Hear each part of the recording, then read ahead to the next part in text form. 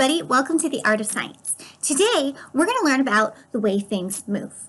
Now, in order to talk about this, we're going to have to talk a little bit about a guy named Sir Isaac Newton. He's a mathematician who lived in the early 1700s, late 1600s. He was super smart, and he came up with what is known as Newton's 3 laws of motion. All right? Now, the very first law says that an object at rest, like this pen, will stay at rest until something moves it.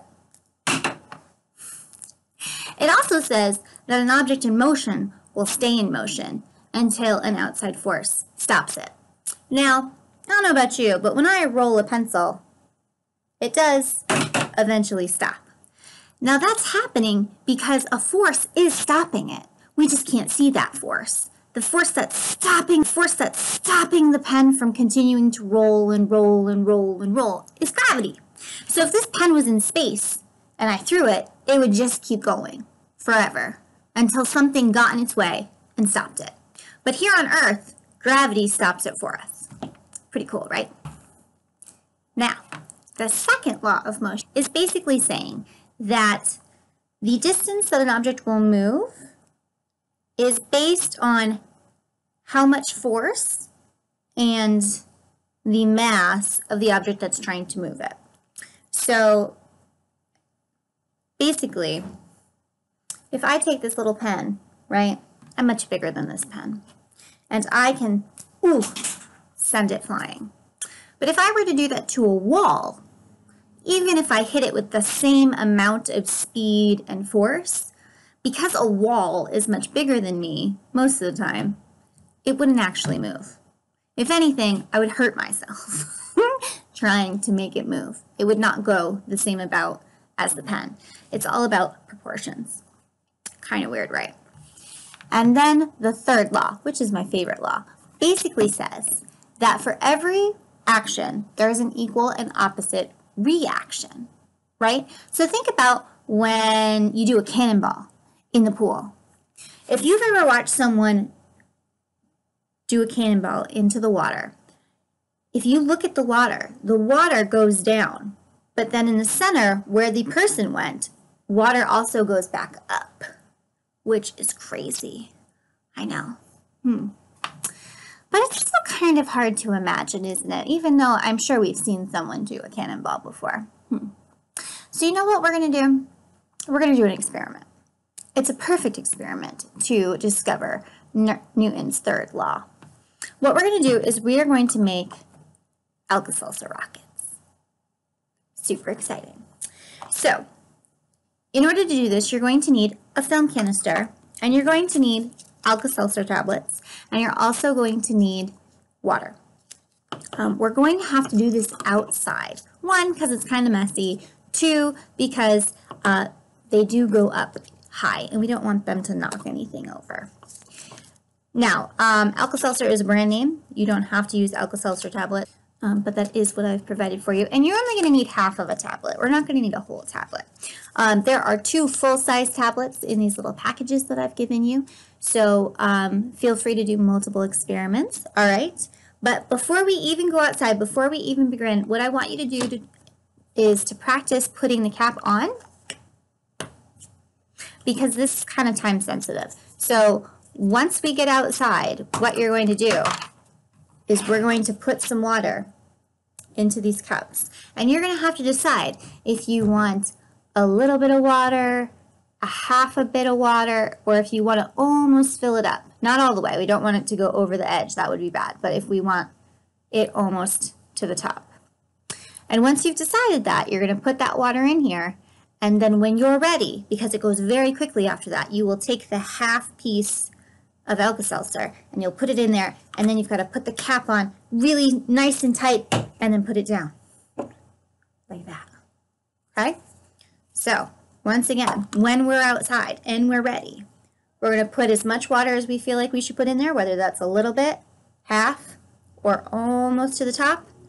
And then we'll take half an Alka-Seltzer tablet, we'll put it in there really quick, cover it, seal it, and then we take that sealed part and we put it on the ground, and then we back away. and it's very time sensitive. And if it's not sealed all the way shut, then actually the water in the Alka-Seltzer will just kind of fizz out of it and nothing will happen. So we want to make sure that it's sealed nice and tight, and that we've made sure that the lid is on the bottom when we flip it. So this is the top, and then we'll close it, and then we'll flip it. Okay? All right. I'll meet you outside, and we'll go do this experiment. Hi again. Okay, so I've got my film canister, and I've already put my water in it. I put about halfway, I think. I like things that are in the middle. And I've got my cap, and I've got half of an Alka-Seltzer tablet. All right? Now, remember, this is the part we have to do really, really fast, so we have to be ready. Once I put this in here, I have to put the lid on, and make sure it's sealed tight, and then flip it over on the ground and be ready. Okay, here we go. I'm going to back up over here, and then here we go. Putting it in, put it on the lid, nice and tight, flipping it, and then coming away. And let's see what happens. What is going to happen? Whoa. Da-da-da-da.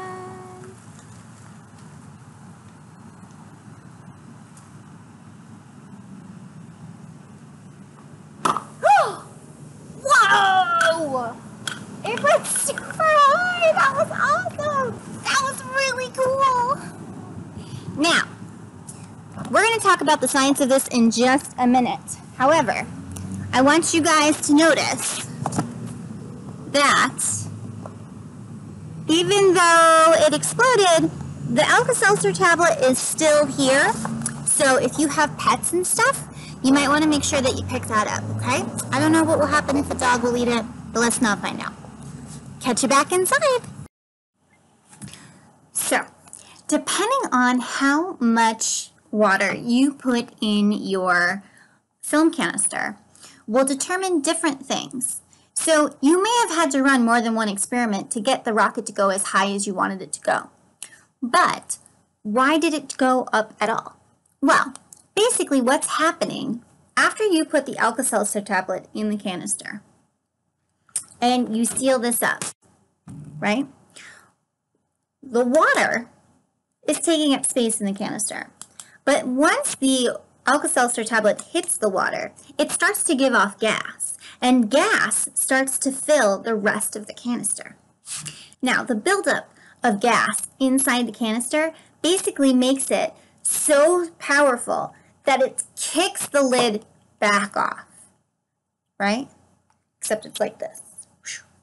So when we have them, the lid is on the bottom, right? And it's got the water in it, and it's got the Alka-Seltzer tablet, and the gas is filling, and it is pushing the lid off with so much force. It's pushing down. It's pushing toward the ground, right? It's pushing the lid off. Ugh, but it does it with so much force that this part of the canister actually goes up in the air in reaction, just like Newton's third law says. For every action, there's an equal and opposite reaction. So even though it's pushing down, it's doing it so hard that it actually goes up. Isn't that bananas? I think so too. Now, we're going to use all three of these laws that we just learned, or at least heard me say out loud. And that's going to help us with our next project, which is to make a slingshot rocket, which is pretty cool. Whoa. So, what we're going to need to make a slingshot rocket is we're going to need a really big straw. We're going to need a rubber band, a popsicle stick, some tape, and then you're also going to need these. And we're calling these fins. So I have pre-made these for you. You can make your own if you want to do this again or there's extra people. You just need to make triangles that are made out of either cardstock or index cards, and you want them to have a 90-degree angle. Yeah, a right angle right here. We like that. All right, and we want them all to be the same size. At least all the ones that are going to be on your slingshot. Okay? And I will show you how to put that together. Here we go. Okay, so to make your slingshot rocket, the first thing you're going to do is you're going to cut the bendy part of your straw off. We don't need that. So go ahead and give it a snip. And then what you're going to do is you're actually going to take a eraser cap. You want a pointy eraser cap. I've provided one for you, and you're going to put that on the new top of your straw. And you're going to have it go in there. Oh. Here we go. And we want that to be on really good. So even if we do this, it's not coming off. This is going to help weigh down the tip of our slingshot rocket, which will actually help it move through the air better. But it also, it'll give it a nice, soft tip. Now, even though we're putting a softer tip on it, does not mean that when we shoot this, we're not going to shoot it at people, because it could still go in their eyes and hurt a lot. So we're going to always shoot this toward the ground or like a tree or where there are no people. Always where there are no people. But once we've got the cap on, next what we're going to do is you need a paper clip. Okay? And you're going to bend your paper clip so that it looks like a big C. All right, you want to stretch it out so it looks like a big C. That's actually more like the letter C. Yeah, yes. All right. And then you're going to find the bigger of the two. So this one's the bigger. And we're going to just bend it down like that. All right, so we've kind of got a hook going on. It will look like that. Now, the hook part right here, we're going to put that below the eraser, and then we're going to take tape and put it all the way around so that it won't come off.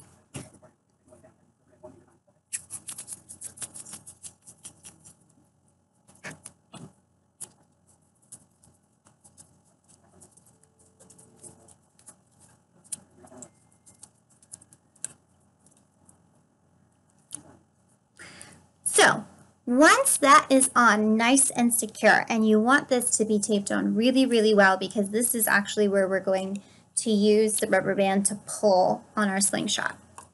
Once that's on there, next thing you're going to do is you are going to take the little fins that we've pre-cut out for you, and you can use 3 or you can use 4. It's up to you, but you're going to tape those onto your straw. So when you tape these on, you want to make sure that this shortest end, all right, so when you hold it like this, the shortest end is going to be on the bottom, like that. All right, just like that. This is how you're going to want to put them on. And you're going to want to put the tape on both sides. So you want to put a piece of tape that attaches it here, and then again on this side over here, so that it's just super extra secure. And I'm going to go ahead and do that. Okay, so I have put tape on both sides. I chose 3 fins instead of 4, but that's okay. You can do 4, that's fine. You want to make sure that they are all evenly put on there, so no matter how I turn it, they're all basically in the same space. And as you can see, there is tape all over this thing to make sure that they're going to stay on really well. Now, the last thing that you have to make is you need to make the rubber band for your slingshot. So you're going to do that by taking a popsicle stick, a craft stick, and some tape, and a rubber band. So the rubber band's going to go on the top of the craft stick right there, and then you're going to tape it there. So what I like to do is I like to put tape on 1/2 part of it first, and then put the rubber band on top, and then shoop, go right over. And you can use another piece of tape if you don't feel like that's very secure. You can do that, and you can put it around, because again, we want this to be very secure. We want this to last at least more than once. And there you have it. You have your rocket and your slingshot for a slingshot rocket.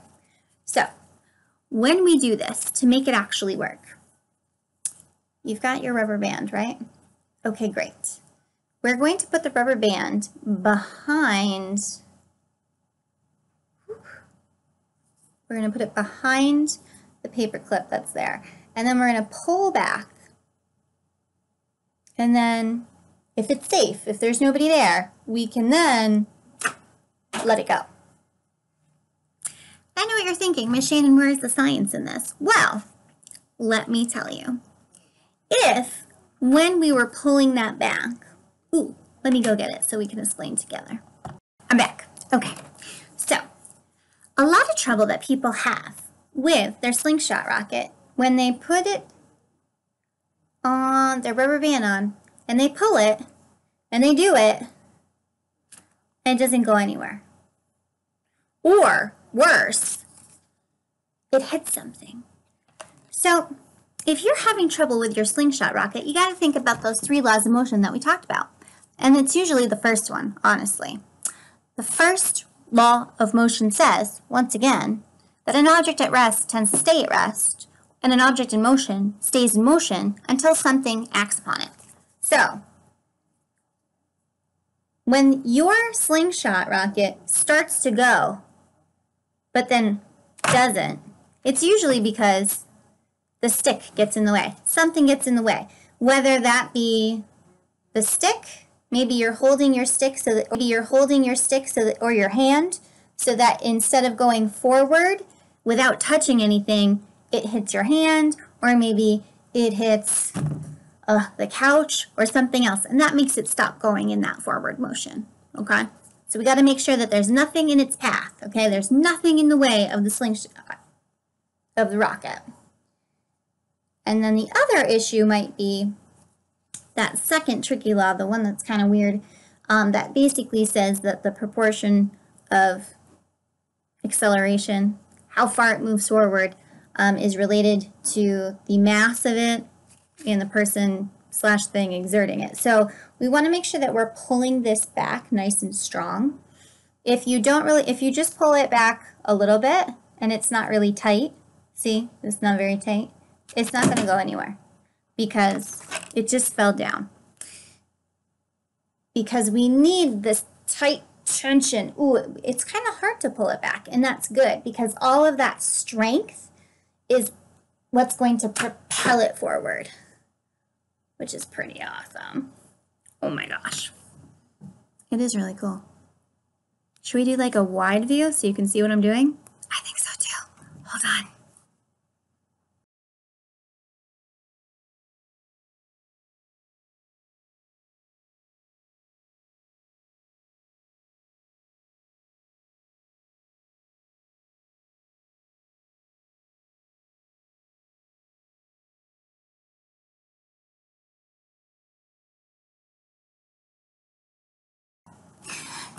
So, Newton's laws of motion are pretty useful, right? But Sir Isaac Newton didn't just come up with the laws of motion. He also came up with a variety of other principles and laws that we still kind of use today. We definitely still use today. But anyway, one of those things is his law of viscosity. And basically what that means is, what he's talking about is when you have a fluid, right, a liquid like water. Liquid is going to pour out and it's going to fill this space at the same rate no matter what I do to it. No matter how much pressure I put on it, it's still going to fill up a space in the same way. No matter if I crush it and put a lot of stress on it, no matter what, it's just going to keep doing its thing. And I know what you're thinking, well, what liquids don't do that? Well, I'm glad you asked, because there's my favorite type of fluid. It's called oobleck. It is a non-Newtonian fluid. So the way that we make that is we essentially need a cup of water. Let's make sure I had a cup in here. Ooh, I do. Maybe just a little bit more. I take 1 cup of water and I put it in a big bowl. And then we're going to take a 1.5 cups of cornstarch. Oh yeah. And we're going to add this to the water. Now if you want, you can start playing with stirring this with a spoon or some other object, but honestly, our whole objective is to use our hands.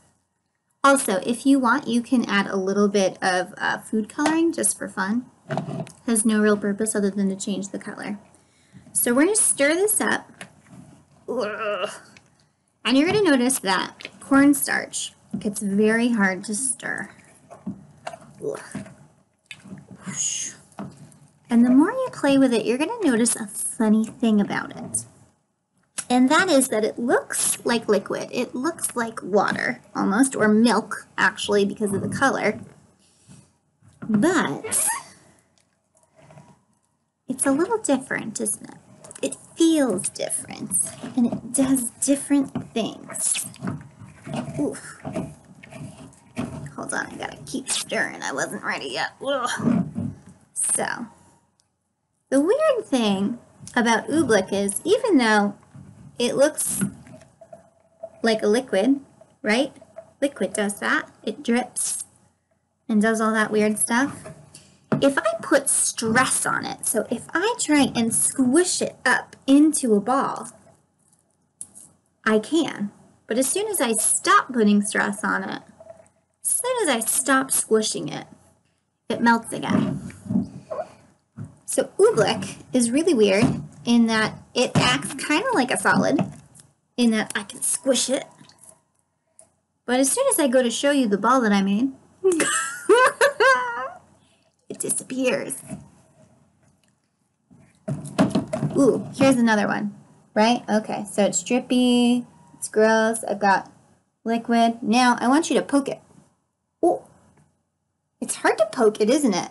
Okay, well, instead of poking it, how about we just very slowly put our finger. Oh, it's very different. Now pull it. Ooh, does your finger get stuck? Put it in slow and then pull it out really fast. It's like something's trying to hold onto your hand. Oobleck is the weirdest stuff ever. I don't know. You know what some people do? Ooh, some people put this in like a little foot tub. They put oobleck in there, and then they try and run on it to see if it will be a solid or not. I don't know. If you're ever feeling super fancy, I vote you do that type of an experiment.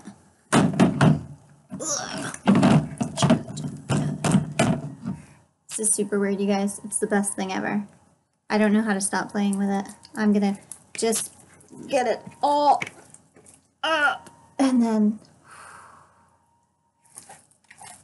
that's a fun kind of thing. See, look, it's almost solid, but then, as soon as I stop touching it, as soon as I stop putting force on it, it melts like water. And that is our non-Newtonian fluid, also known as oobleck.